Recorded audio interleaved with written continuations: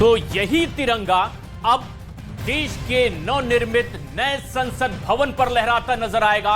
एक ऐसा संसद भवन जो आत्मनिर्भर भारत की नई तस्वीर पेश करता है। जी हां, आज भारतीय लोकतंत्र के लिए एक ऐतिहासिक दिन है। आज आत्मनिर्भर भारत को नया संसद भवन मिल गया है। साथ ही स्थापना हुई है सेंगोल की, जो वर्षों पुरानी परंपरा को आधुनिकता के साथ जोड़ते हुए, समावेश करते हुए आगे बढ़ती हुई नजर आएगी।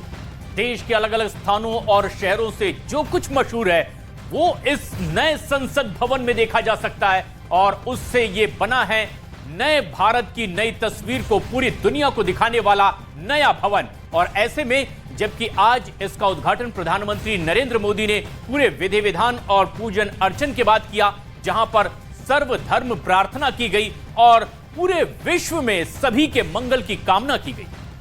तो देखिए, वर्तमान समय की समस्याएं और भविष्य की चुनौतियों को देखते हुए इस नए संसद भवन का निर्माण किया गया है, जहां पर भारत के सुनहरे भविष्य की नई इबारत लिखी जानी है।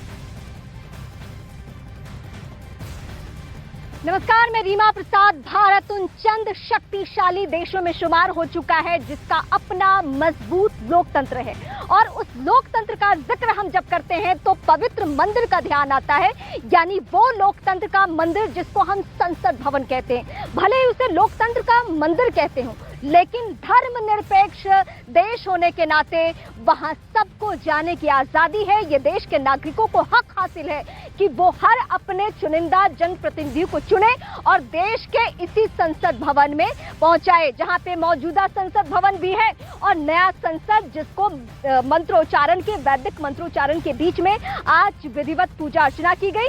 ये एक एक करके जो 6 तस्वीरें हम आपको दिखा रहे हैं, ये उसी की तमाम तस्वीरें हैं, जिसमें हर एक तस्वीर ये कहानी बता रही है कि आने वाला वक्त जो होगा वो इसको हमेशा इस तरीके से याद रखेगा कि आजादी के अमृत काल में 75 साल में हमने क्या क्या हासिल किए, जिसमें हमें हमारा सेंट्रल विस्टा प्रोजेक्ट के तहत हमें हमारा संसद भवन नया मिल चुका है। लेकिन इस वक्त की एक और बड़ी खबर, राजनीति की स्तर किस तरीके से गिर चुकी है। मौजूदा वक्त में विपक्षी नेता जो हैं वो कैसे लक्ष्मण रेखा पार कर रहे हैं, उसकी एक वानगी देखने को मिली। बिहार की एक राजनीतिक पार्टी है जिसका नाम है आरजेडी, जो कि वहां सरकार में भी है। उस पार्टी के चेहरे डिप्टी सीएम भी तेजस्वी यादव। उस पार्टी के ट्विटर हैंडल से एक ट्वीट किया जाता है, 2 तस्वीरें शेयर की जाती है। एक में नया संसद भवन, दूसरी तस्वीर उसमें लिखा जाता है ये क्या है, और उसमें तस्वीर होती है ताबूत की।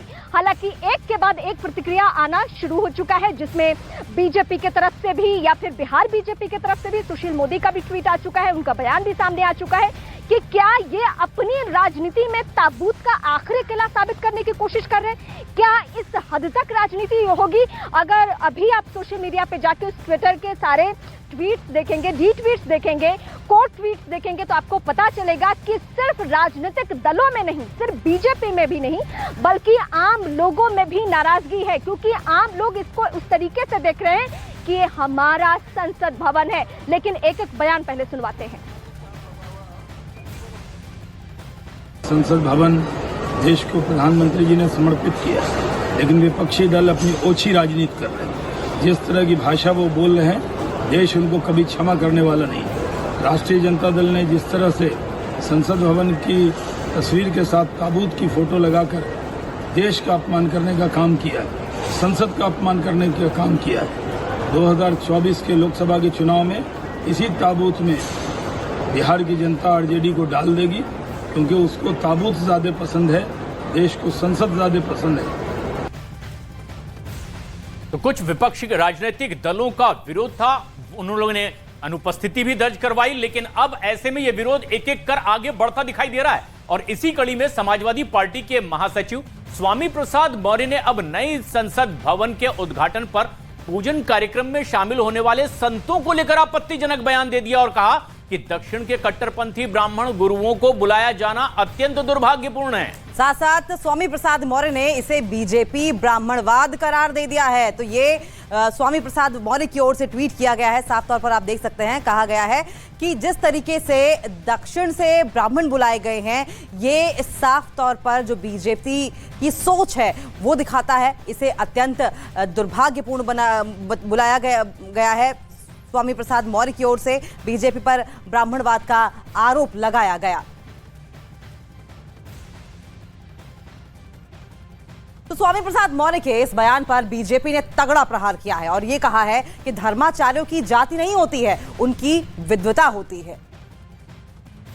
बीजेपी नेता जनार्दन सिंह सिग्रीवाल इस वक्त हमारे साथ हैं। सर, समाजवादी पार्टी ने ब्राह्मणवाद का आरोप लगाया है, संसद में जो पूजा वूजा हुई अधिनियम के माध्यम से, लेकिन जो हमें जानकारी मिले अधिनियम खुद बीसी और ओबीसी के अंतर्गत आते हैं और उनका एक तमिल साहित्य है।